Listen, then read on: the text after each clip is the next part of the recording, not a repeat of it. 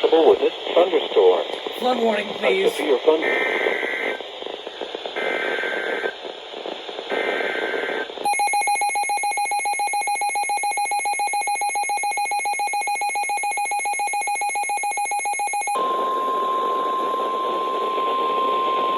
This is a statement from the National Weather Service.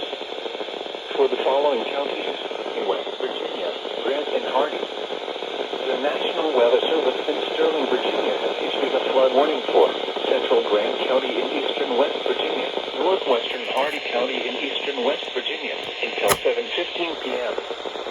At 3:22 p.m., Doppler radar indicated thunderstorms producing heavy rain which will cause flooding. Up to 2 inches of rain has already fallen, and heavy rain continues, especially between Klein Gap and Moorfield. Some locations that will experience flooding include Moorfield, Petersburg, Maysville, Wilton, Arthur, Sharon, Somerville, Williamsville, Strabane, Reed, Cabbage, Fisher, Medley, Klein Gap, and Williamsport.